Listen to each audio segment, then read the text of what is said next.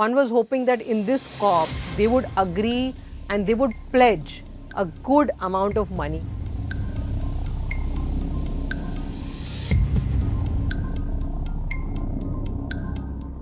I spoke about water in Delhi and I spoke about transport in Delhi.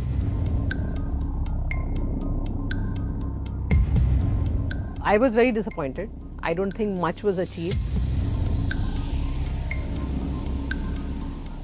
These are not issues that can be tackled by one state government. This year, when we participated in the COP, we should have asked for much more. You represented the Delhi government at COP28. Tell us how it went and what it aimed to achieve. I was very disappointed. I don't think much was achieved. One of the biggest things is that the countries in the West are the ones that have polluted the earth more. They are historically responsible for climate change. So one was hoping that in this COP, they would agree and they would pledge a good amount of money, and there have been calculations on how much it's going to cost. They did agree on a loss and damage fund, but it is minuscule, that fund. I spoke about water in Delhi and I spoke about transport in Delhi. There was a lot of conversation around how the world is urbanizing and how more and more people are going to live in cities, which is a reality in India and the world over.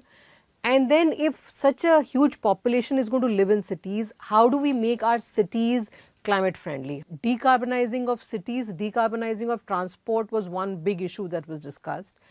And there was a lot of conversation about public transport and how do we make public transport affordable, accessible. So everybody was very surprised to hear that public transport for women in Delhi is free. Give us a few key highlights of the Delhi governance model. So in Delhi, if we look at climate of Delhi, transport becomes a big factor impacting the climate of Delhi. So our focus is on A, increasing public transport, B, making public transport safe and reliable and affordable, and C, electrification of public transport. The other thing that I spoke about is that how cities and for example Delhi, we get around 300,000 immigrants every year, and a lot of these immigrants are climate induced immigrants. For example, if there is flood in Uttarakhand, for example there is cyclone in Orissa, or agriculture productivity goes down, then a lot of these people move to cities to look for work. So cities in future will need a lot of funds to be able to build the infrastructure to cater to these climate induced refugees, if you agree, if I could use that word. Do you think the Delhi government is doing as much as it should for tackling climate change and environmental issues in the national capital? Delhi government is doing a lot, but as you know that climate and environment, these are not issues that can be tackled by one state government. These are more regional issues. So we are hoping that the central government takes leadership and brings all the regional players together. For example, if you look at Yamuna River, it flows through several states. Those states have to come together and tackle the Yamuna issue. For example, if you look at air pollution, again, one cannot build a wall around Delhi. So the whole of NCR region has to get together and tackle this issue. Speaking of pollution, every time the issue is brought up, the Delhi government somehow blames the neighboring state. See, it is not just Delhi. The whole northern India, the Indo-Gangetic plain, has this issue every year. And it is all the state governments need to come together and they need to solve this issue. And who will bring the state governments together? It's only the central government that can bring everybody together. Because of all the steps that we've taken in Delhi, Delhi's own contribution to air pollution has gone down by 30%. But now if we want to improve it further, we have to bring all the state governments together. We have to give targets to every state. We have to tell Haryana, these are the 5 things you have to do.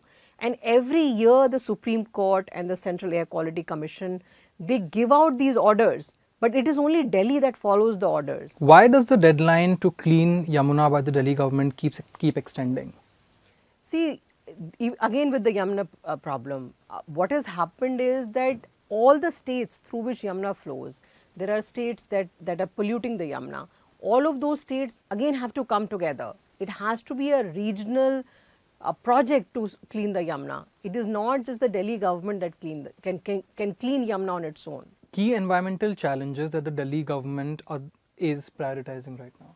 So for us, making sure that there is enough water in Delhi, making sure that the air of Delhi is clean, those are the two key issues, and there is enough green space in Delhi.